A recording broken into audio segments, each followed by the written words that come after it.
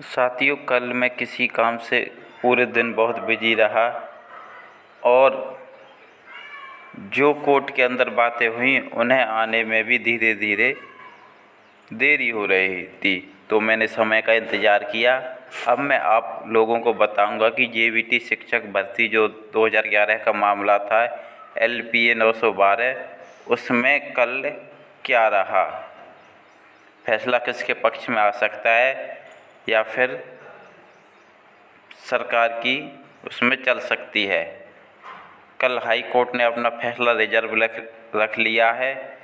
1-2 दिन में फैसला आने की उम्मीद आज या कल फैसला आ सकता है, क्योंकि फैसला अभी लिखा जाएगा, उसके बाद सुना दिया जाएगा। जेवीटी 2011 और 13 इन दोनों में से किसकी नौकरी जाएगी या फिर दोनों की नौकरी बरकरार रहेगी। कल हाई कोर्ट में किस पक्ष ने क्या दलीलें दी, उन सब के बारे में आपको बताया जाएगा।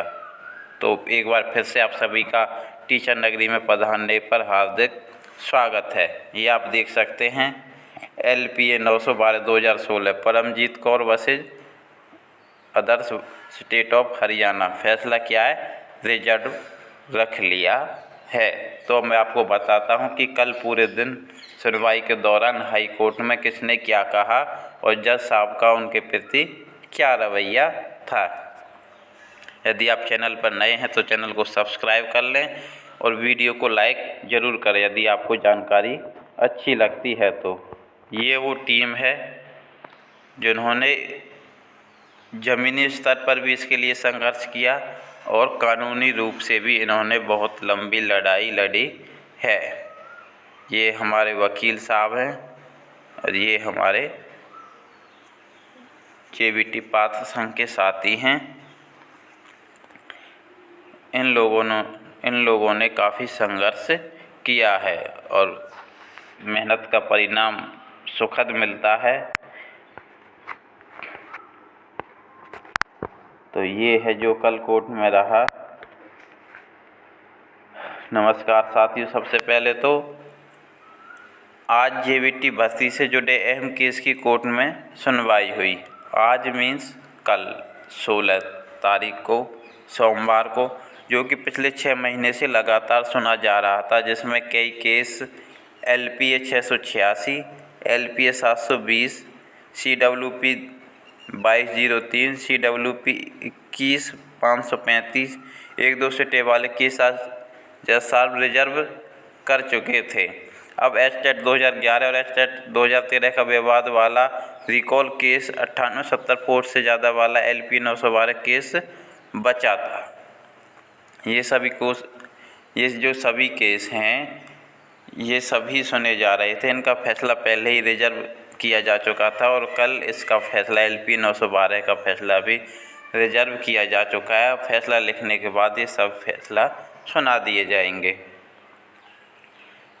जिसमें आज सुनवाई हुई वह 2013 साथियों की तरफ से अधिवक्ता थे गुरविंदर सिंह गैरी ने बोलना शुरू किया, जिसमें उन्होंने 2013 में एस्टेट पास करने वाले उम्मीदवारों के पक्ष में बहस की व रिकॉल याचिका का विरोध किया। तरह तरह के तर्क देकर सवाल उठाए, लेकिन जज साहब ने उनकी बातों दलीलों को तवज्जो नहीं दी और कहा, यही बात आत्माराम जी कहकर जा चुके हैं, नया कुछ भी नहीं है। 2000 एस्टेट 2013 वालों के जो पहले वकील थे वो कौन थे? आत्माराम जी थे। फर्स्ट लिस्ट जो कि रिकमेंड हो चुकी थी, जो कि कट ऑफ डेट से पहले योग्यता रखते थे, उनको शॉर्ट नोटिस देकर बाहर करना भी न्याय की नज़र में सही नहीं तथा तथ्यहीन है। किसी ने किस ऑर्डर को कब चैलेंज किया कब नहीं किया, मैटर वो नहीं है। फैक्ट ये है कि 29 अप्रैल 2015 का अंतिम कुमारी का आदेश क्या कहता है। फर्स्ट लिस्ट जो कि कट ऑफ डेट से पहले योग्यता रखते थे उनका कोई डिफ़ॉल्ट नज़र नहीं आता। मीन्स एक शॉर्ट नोटिस देकर जब कट ऑफ आई थी उससे पहले जो योग्य थे उनको भी बाहर कर दिया गया था। उन्हीं के द्वारा ये इतनी लंबी लड़ाई लड़ी गई है। अपने अधिकारों के लिए हर कोई लड़ना जानता है। फिर आगे क्या हुआ, उसके बाद अधिवक्ता अक्षय भानी जी ने भी वही बात कही जो आत्माराम जी ने कही थी। जज साहब ने यही बात फिर से दोहराई कि ये बातें तो पहले भी आत्माराम जी द्वारा कही जा चुकी हैं। इंटरम ऑर्डर से कौन आया, कंसेशन पर कौन आया, अंतिम फैसला क्या था, आज के बाद फैसला क्या होगा, ये अंतिम होता है। इंटरम ऑर्डर सिर्फ एक रिलीज और कंसेशन हो सकती है, अंतिम फैसला नहीं। जज साहब ने अक्षयवान जी से पूछा कि क्या जो एफिडेविट अंतिम कुमारी केस के दौरान मांगे गए थे, क्या आपने 2011 तक कोई एस्टेट दिया या नहीं। 2011 तक तो ये अभी आत्माराम जी, इनके दो एस्टेट 2013 के पहले वकील थे, उसके बाद गुरविंदर सिंह गैरी और अक्षयवान इनकी तरफ से पैरवी कर रहे थे।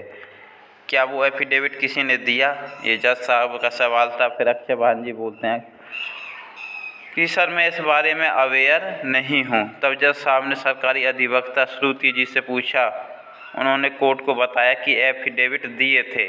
तो जज साहब ने 2013 में एस्टेट पास करने वालों का एस्टेट 2011 का या उससे पहले का रिजल्ट पूछा। श्रुति मैडम ने बताया कि एफिडेविट देने वाले एस्टेट 2011 में फेल थे। जज साहब बोले 2011 ही नहीं, उससे पहले भी जितने एस्टेट हुए थे उसमें अधिकतर फेल ही थे और 2013 में एक एस्टेट पास करने से कैंडिडेट एलिजिबल नहीं हो जाता। तब एजी साहब ने उनका पक्ष जाना एजी साहब से। फिर एजी साहब बोलते हैं, एजी साहब ने बोला कि हम सर अंतिम कुमारी की स्टेटमेंट को डिनाई नहीं करते, हमने जो भी किया कोर्ट के आदेशों पर किया है। हम मानते हैं कि कंसेशन दी गई और फर्स्ट टाइम दी गई। इस पर जज साहब ने बोला कि सिर्फ स्टेटमेंट देने से किसी समस्या का हल नहीं हो जाता और आपकी सरकार की इस बारे में कोई पॉलिसी नहीं थी। कोई सिस्टम नहीं था, जो मन में आया वो लागू करके सबको कन्फ्यूज्ड कर दिया। बिल्कुल, यदि आप किसी को कंसेशन देते हैं तो उसके लिए पहले आपको एक पॉलिसी बनानी पड़ती है। जैसे कि अभी हाल ही में मैं आपको बता दूं, बीएसटीसी बीएड विवाद राजस्थान में चला, अब सुप्रीम कोर्ट में चल रहा है। तो राजस्थान हाई कोर्ट ने एनसीटी का फैसला क्यों रद्द कर दिया, क्योंकि उसके कोई पॉलिसी नहीं थी। सिर्फ एक शॉर्ट नोटिस देकर एनसीटी ने प्राइमरी लेवल में बीएड को शामिल कर लिया था। वही मामला यहाँ पर अटका हुआ है। बस एक इंटरम ऑर्डर से पूर्व की डबल बेंच के आदेश को कर दिया गया। सरकार द्वारा लिए गए फैसले पर फटकार लगाई, एजी साहब को फटकार हुई। उसके बाद उन्होंने फैसले को रिजर्व कर दिया। एक दो वकील नए आए थे, जज साहब ने उनको बोले कि आप बहुत लेट हो चुके हो। उसके बाद जज साहब ने फैसला रिजर्व रख लिया। ये कोर्ट रूम से देखी गई बहस के आधार पर आपको सूचना दी जा रही है। अब लिखित में जज साहब क्या फैसला देते हैं अंतिम आदेश के बाद ही तय होगा। अभी जज साहब ने किसी को इन और आउट करने के कोई आदेश नहीं दिए हैं, तो ये याद रखना। अभी सिर्फ कयास लगाए जा रहे हैं, जज साहब ने कोई भी आदेश नहीं दिए हैं। जो आदेश आएगा उसमें लिखित में होगा। ना ही जज साहब ऐसे क्लियर व्यू देते हैं, अंतिम फैसला लिखित वाला ही मान्य होगा, लेकिन आर्ग्यूमेंट व बहस की दिशा सरकार को फटकार। जज साहब के मूड के आधार पर फर्स्ट लिस्ट को ही योग्य माना जाएगा, जिनकी एंट्री तय लग रही है। बाकी अंतिम आदेश का इंतज़ार करें। हज़ारों पन्नों सेकंडों के इन केस के साथ जुड़े थे, तो लिखित आदेश आने में समय लग सकता है, बिल्कुल लगेगा। बाकी आदेश जो भी आए, हमें आगे की लड़ाई के लिए भी तैयार रहना है। मामला पहले से ही रिजर्व केसों में, आज के रिजर्व केसों का सुप्रीम कोर्ट में ज़रूर जाएगा, क्योंकि लोग पहले ही पैसे इकट्ठे कर चुके हैं, तो सुप्रीम कोर्ट में वो ज़रूर जाएंगे, चाहे कोई भी पक्ष हो। जिसके भी विपक्ष में फैसला आएगा वो सुप्रीम कोर्ट ज़रूर जाएगा। हमारी टीम प्रथम सूची के साथ खड़ी है। बाकी कोर्ट सबको छूट देकर रखे तो वो कोर्ट तय करेगी। हम हमेशा संघर्ष करते रहेंगे। करनाल टीम सरप्रीत संधू, कुलदीप जगत, श्याम खंडेलवाल, डॉक्टर अमित सहयोगी टीम। बाकी और भी सहयोगी टीम है, जैसे आप एलावत जी हैं और भी हैं।